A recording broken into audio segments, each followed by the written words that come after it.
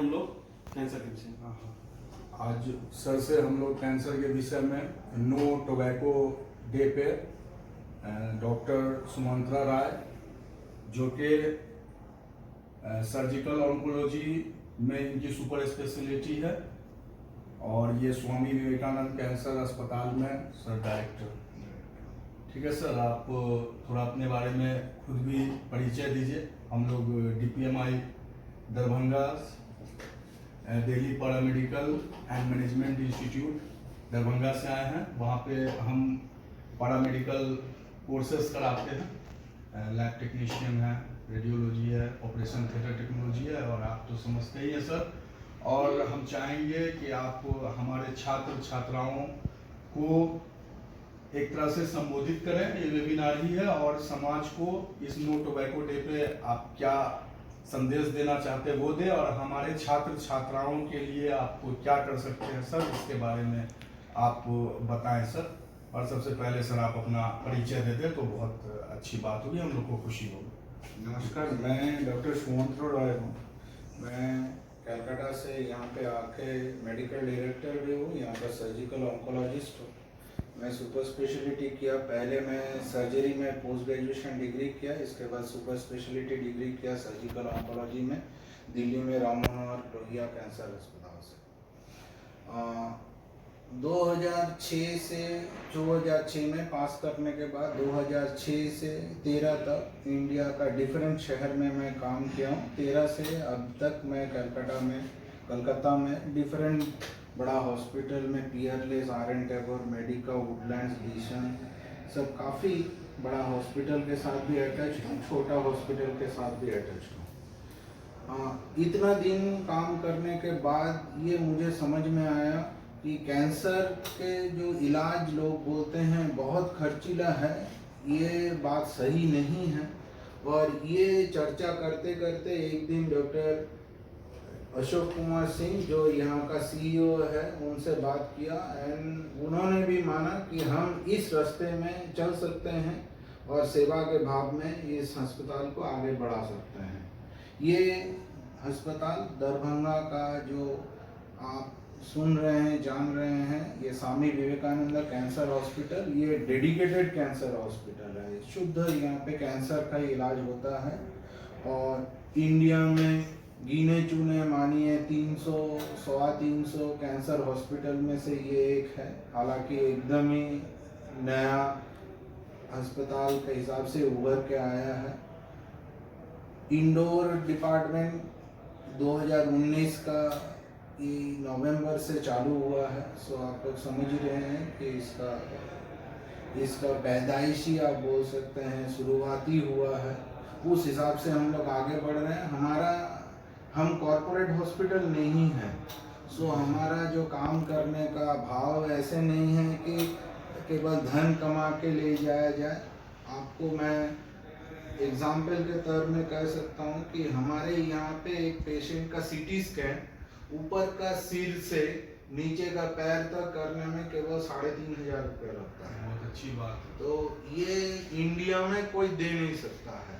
हमारे यहाँ पे 32 स्लाइस का CT स्कैनर है, हमारे डेडिकेटेड CT स्कैनर है।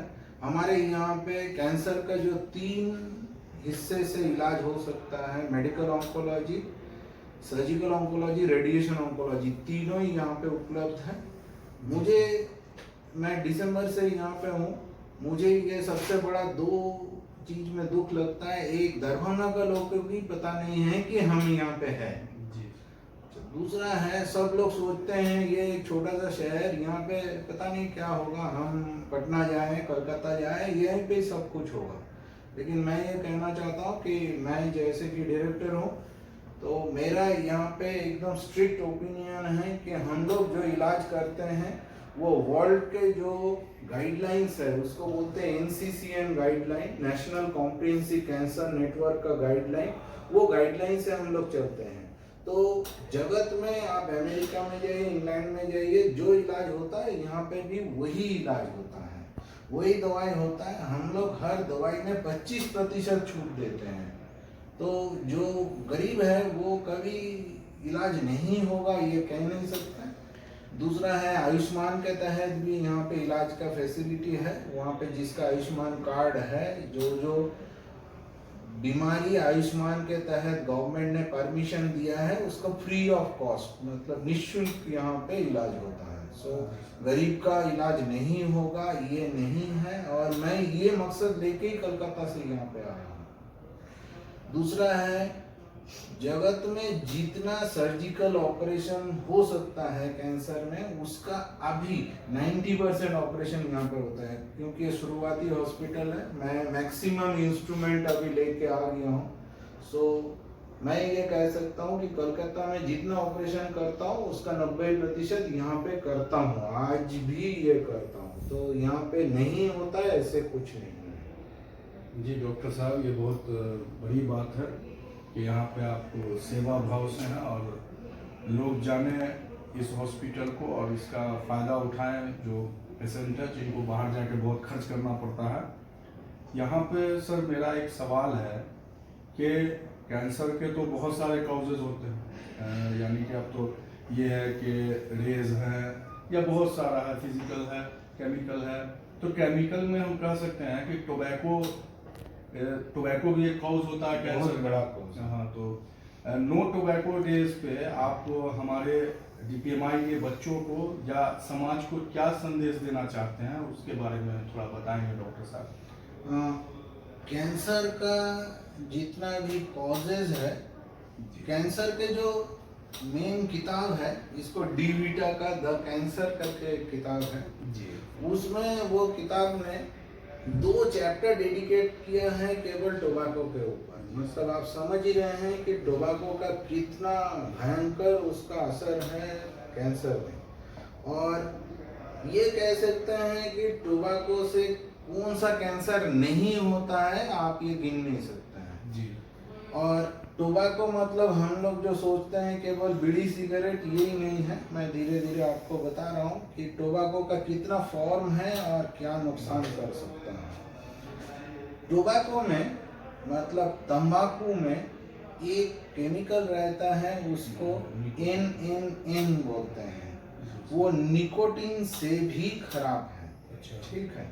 साथ में निकोटीन तो है ही, इसके साथ जब एक सिगरेट बनाया जाता है तब जब टोबैको मतलब तंबाकू जब खेती होता है, वो जब जमीन में वो मतलब वो पैदा होता है, वो जमीन से हेवी मेटल मतलब भारी मेटल को सोच लेता है। मतलब ये कैडमियम, लेड, टीन, ये सब हल्का मात्रा में टोबैको का पत्ती में चला जाता है।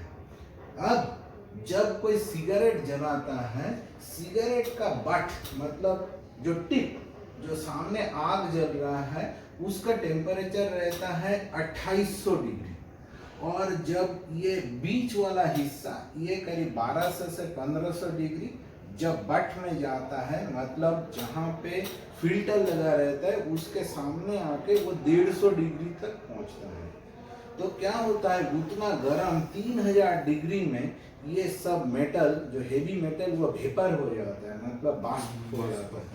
और हम जब उसको खींचते हैं तो सांस के जरिए केवल लंग्स में ही नहीं जाता है, लंग्स में जाके खून के नली से डिफरेंट जगह पहुंचता है। तो 2 चीज वो करता है, एक तो लंग्स का क्षति करता है, साथ में उसके जलन होने के बाद जो NNN नाइट्रोजामिन करके एक प्रोडक्ट तैयार होता है, वो हमारे जाके जीन को खराब करता है। मतलब हम लोगों को कैंसर होने का, शरीर में एक आदमी का कोई भी एक कोष से पूरा कैंसर बनता है। मतलब एक कोष बड़ा होकर आप जितना बड़ा भी कैंसर देखते हो बनता है। तो उस कोष का जिंदगी भर में चांस रहता है वो कैंसर बनेगा या नहीं बनेगा। आप जैसे ही कोई सिगरेट पिया तो उसके जो निकोटीन और NNN गया, वो उसका जीन में जाके उस जीन को उकसाता है, उकसा के उसको कैंसर। जानकारी लेने के लिए बीच में एक बात कि कैंसर में तो मतलब कोई भी बॉडी में कैंसर सेल तो है ही, जो अनकंट्रोल फैशन में जो सेल डिवीजन होता है, जो सर जीन की जो बात कर रहे हैं वो शायद सी ऑन्कोजेन और पी नहीं, बहुत सारे जीन हैं, बहुत सारे एक आध जीन नहीं है, CMYC है, जी, डिफरेंट जो ऑन्कोजीन नॉर्मल है। फॉर्म में रहा, जब उसका म्यूटेशन हो गया तो म्यूटेशन हो गया mutation मतलब ये कैंसर। केमिकल उसको उकसाएगा, जी, उकसा जी, के उसको कैंसर होने में हेल्प करेगा। जिसको मतलब कि जैसे मतलब वो जिंदगी भर में हो भी नहीं सकता था, लेकिन वो सिगरेट पिया जी, इसके जी, कारण जी, हो जी, गया। सर। वैसे ही तंबाकू का जो बाकी फॉर्म है, मतलब मानिए गुटखा, जी। गुटखा, खैनी, देन पान के साथ जर्दा, चूना और साथ में दोक्ता, मतलब जो टोबैको का पत्ती छोटा छोटा करके काट के उसको रस मिला के जो चीज बनाया जाता है, जर्दा जिसको बोलते हैं, ये हर चीज मुंह का जो अंदर का नरम हिस्सा है जी, जी। पहले इसको खराब करते हैं। इसको बोलते हैं सबम्यूकोसल फाइब्रोसिस। फाइब्रोसिस के बाद वो सफेद हो जाता है, तब उसको ल्यूकोप्लेकिया बोलते हैं। इसके बाद वो होता है इरेथ्रोप्लेकिया, तब जाके कैंसर होता जी है। सर। तो एक बार ये चालू हो गया तो उसको बहुत ही रोकना बहुत मुश्किल है।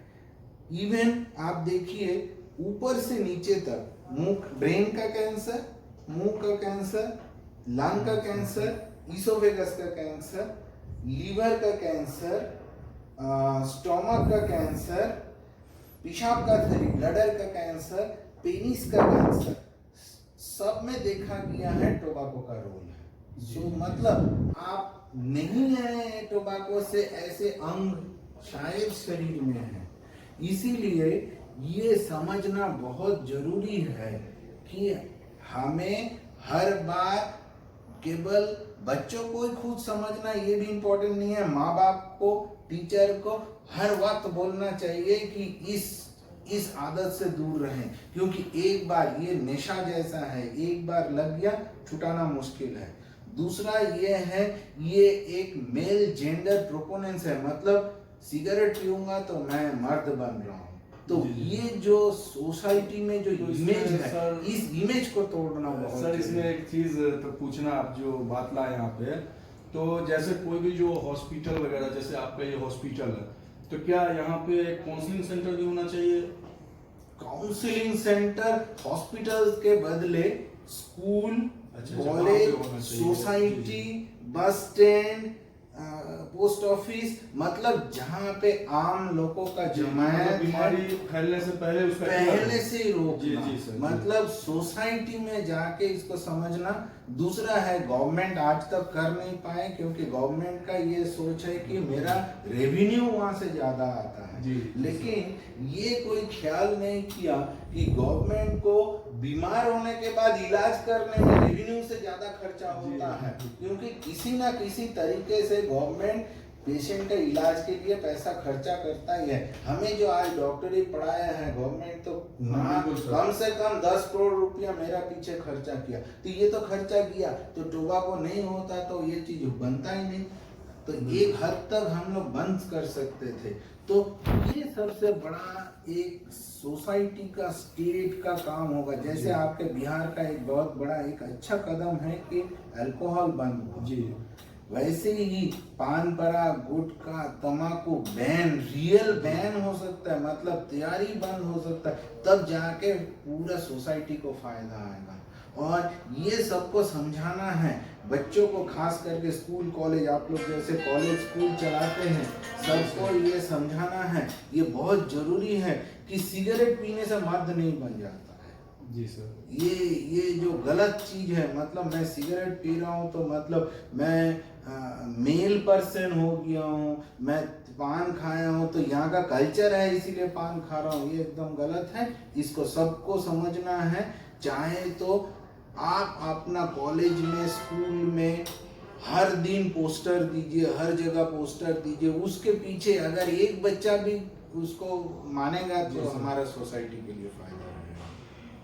इसी मकसद से ये नो टोबैको डे बनाया गया है कि लोग समझे, उसको इम्पोर्टेंस समझे, उससे बचे, उस खर्चे से बचे और स्वस्थ रहे। आपके इस क्षेत्र में मैं सुना हूँ पान तम्बाकू खाने का एक बहुत आदत है, इवन फीमेल्स में भी है, और इसका असर मैं हर रोज देखता हूँ। मैं हम लोग का यहाँ पे करीब अभी डेली नया कैंसर पेशेंट 10 से 12 आता है, पुराना मिल के मानिए 30 से 35 पेशेंट, मतलब डेली हम लोग 40 से 45 पेशेंट देखते हैं। उसमें 1/3 हेड नेक कैंसर देखते हैं, मतलब मुंह का कैंसर देखते हैं। एंड सब पेशेंट आते हैं बहुत देर में, जब करने के लिए चांस बहुत कम बच जाता है। तो इसीलिए मेरा ये सुझाव है, इच्छा है कि ये चीज़ आप लोग सोसाइटी में फैलाइए, इसको लोगों को समझाइए। Bus stand, post office, railway station, school, हर महीने एक सेशन हो, 10 मिनट के लिए भले हो, हम पार्टिसिपेट करने के लिए तैयार हैं। बिल्कुल आपका कोऑपरेशन चाहिए DPMI संस्था को, कि आपके साथ मिलके हम लोग अवेयर करें, लोगों को अवेयरनेस कैंप चलाएं, और इसके लिए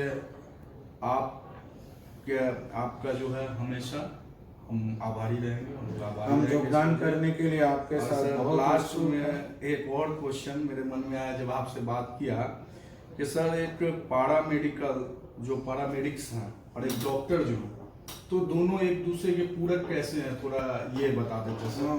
पैरामेडिक्स का सबसे बड़ा इम्पोर्टेंस ये है कि हमारे सहायक, मान लीजिए दाहिने हाथ, उसको मान सकते हैं। मैं आज बताता हूँ, मैं यहाँ पे ट्रेन्ड ऑन्को सर्जन कोई नहीं है। मैं कलकत्ता से यहाँ पे एक पैरामेडिक ट्रेन्ड OT टेक्नीशियन को साथ में लेके आया हूँ, मिस्टर शमसूल उनका नाम है। उनके सहारे मैं यहाँ पे सारे ऑपरेशन करता हूँ, और मैं चाहता हूँ कि यहाँ का लोग वो चीज़ हमारे यहाँ पे आए, सीखे, क्योंकि सीखने में कई दिन लगता है, कई महीने लगता है। OT टेक्निक बहुत इम्पोर्टेंट है। हमारे जो OT है ये मोस्ट मॉडर्न OT है। इसके जो एनेस्थेशिया मशीन है ये एकदम फुल्ली ऑटोमेटेड मशीन है। हमारे जो वेंटिलेटर्स है फुल्ली ऑटोमेटेड है। हमारे यहाँ पे मोस्ट मॉडर्न डायथर्मी है। हमारे यहाँ पे हार्मोनिक स्कैल्पेल है, जो इस पूरा दरभंगा में नहीं है। ठीक है, हम लोग सारे चीज, तो वो चीज, हाँ, सर्जिकल इंस्ट्रूमेंट, वो चीज उन लोग, आप अगर चाहते हैं बैच बाई बैच हमारे यहाँ पे भेजिए, हम लोग ट्रेनिंग देंगे, बकायदा सिखाएंगे, ड्यूटी देंगे, कैसे स्टेरिलाइजेशन होता है, कैसे गमजी बनाया जाता है, कैसे मॉप बनाया जाता है, कैसे गॉज पीस बनाया जाता है, इंस्ट्रूमेंट का नाम क्या है, वो कौन सा काम में आता है, ट्रॉली कैसे सजाया जाता है, हम लोग सब सिखाएंगे। हमें सिखाने में क्या प्रॉब्लम है। आपका बहुत बहुत शुक्रिया डॉक्टर साहब, और आपकी बात के बाद ऐसा हमें अनुभव हो रहा है कि आप एक अच्छे इंसान हैं, और आप इस समाज को, इवन आपके जो रेडियोलॉजी अगर टेक्नीशियन यहाँ पे आपके वहाँ पे ट्रेनिंग होता है, उसमें से आपका CT टेक्नीशियन बन रहा है, अल्ट्रासाउंड टेक्नीशियन बन रहा है। जो ट्रेनिंग लेना चाहते हैं हमारे यहाँ पे पहले भेजिए, हम ट्रेन करेंगे। हम लोग केवल CT नहीं करते, यहाँ पे CT गाइडेड बायोप्सी करते हैं, हाई एंड काम होता है। हम लोग ट्रू कट बायोप्सी करते हैं, तो कैसे लोकलाइज किया जाता है, कैसे वो ट्यूमर लिया जाता है, बायोप्सी के लिए प्रोसेसिंग कैसे होता है, हम लोग सब सिखाएंगे। मैं डेली ये काम करता हूँ। तो सर आपको जाते जाते एक आमंत्रण देके जाता हूँ कि आपको जब ऐसा मौका दीजिए हमको कि आप हमारे संस्था पे, दिल्ली पैरामेडिकल इवन आप चाहते हैं तो हफ्ते में एक दिन क्लास भी ले लेंगे। अरे सर, ये मेरे लिए बड़ी खुशकिस्मती की बात है, और सारे बच्चों के लिए कि आपको आप अरेंज करिए। जी सर, हफ्ते में आप रखिएगा शाम के समय। जी सर, तो मैं बहुत उत्साहित हूँ आज डॉक्टर साहब से मिलके, और इसके लिए मैं बहुत बहुत धन्यवाद देता हूँ सर। मैं एकदम शुरू से चालू करूंगा। एक साल में आपको 30 से 40 क्लास करके दे दूंगा सर। बहुत बहुत शुक्रिया सर आपसे मिलकर, मतलब ये महीने में 3 क्लास आपको मिल जाएगा। ठीक है, तो 12 3 36 क्लास आपको पक्का मिल जाएगा। धन्यवाद, कोई दिक्कत नहीं है। ठीक है, धन्यवाद।